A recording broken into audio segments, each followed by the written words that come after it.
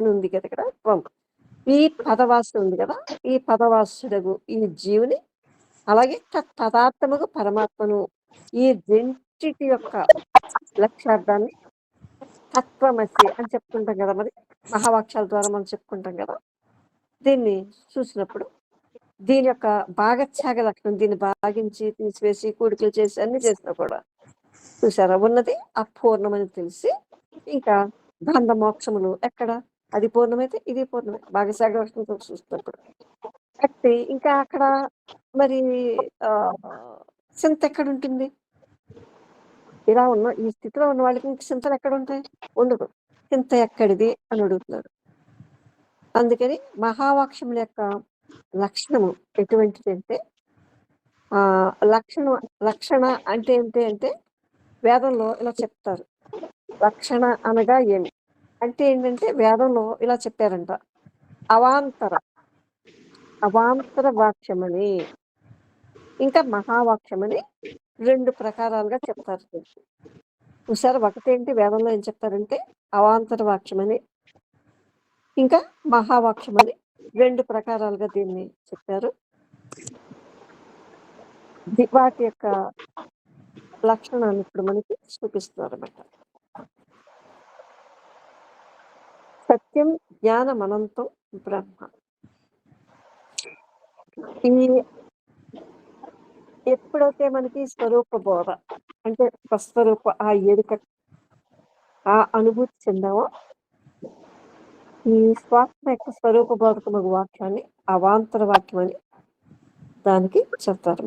స్వరూప బోధ, స్వరూపం అంటే తాను ఏదైతే అయి ఉన్నాడో దాన్ని బోధ రూపంలో అనుభూతి చెందుతూ ఉంటాడు అన్నమాట. ఇది అవాంతరంగానే అక్కడ పలికే ఆ లోపల నుంచి, అదే బుద్ధుడు అంటాడు దైవ వాచు విన్నవాడు, దానికి చెబుతున్నారమ్మా. ఇది మీకు ఎలా అర్థం అవ్వాలో, ఇంతకంటే దీన్ని మాటలు పెట్టడం కూడా అవ్వదు ఏ అవాంతర వాక్యానికి. అయితే ఏంటంటే ఇది స్వస్వరూప బోధకము వాక్యం, తనకి తాను బోధింపబడతాడు అనమాట, తన చేతని తాను బోధింపబడతాడు. అందుకని దీనికి ఈ వాక్యానికి అవాంతర వాక్యం అని పేరు. చూసారా, ఉదాహరణ చెప్పాలంటే ఇక్కడ చెప్తున్నారు, సత్యం జ్ఞానం అనంతం బ్రహ్మ. సత్యం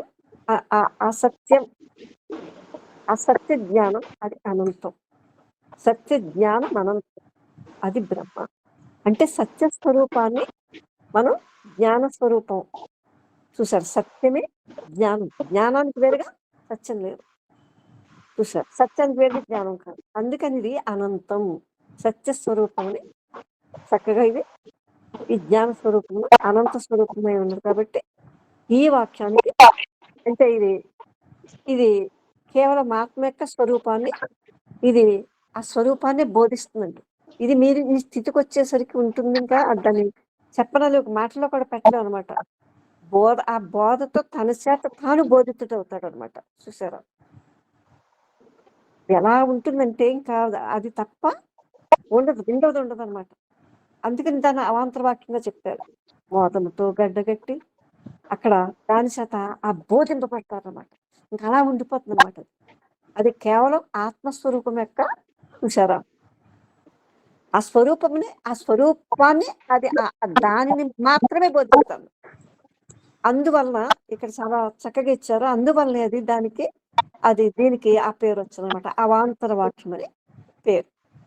చూసారా, అందుకని ఇది దీన్ని మనం మళ్ళీ చూస్తే అభేదాన్ని బోధించే ఈ వాక్యం అభేదం ఇక్కడ ఇంకా రెండు లేనిది అనమాట. ఇక్కడ బోధింపబడుతున్నాడు ఈ వాక్యం చేత, 2 ఉంది ఇక్కడ చూడండి.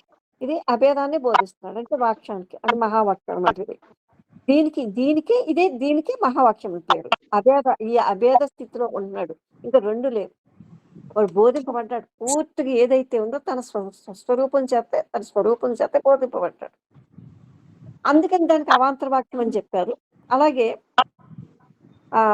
ఇంకోటి ఏది, అభేద స్థితిలో అభేద బోధకం వాక్యం మహావాక్యం అంటే ఏంటి, అభేదమును బోధించు ఆ వాక్యానికి, అభేదాన్ని బోధించే ఆ వాక్యం. అది యూట్యూబ్ పెట్టడం ఎవరమ్మా అంటే మాకు కొంచెం పట్టుకోవాలి. ఛార్జింగ్ పెట్టుకునేదా మామూలు పెట్రోల్ పోసేదా? పెద్ద తేలు మసాలా ఇదే పక్క మాటలో మసాలా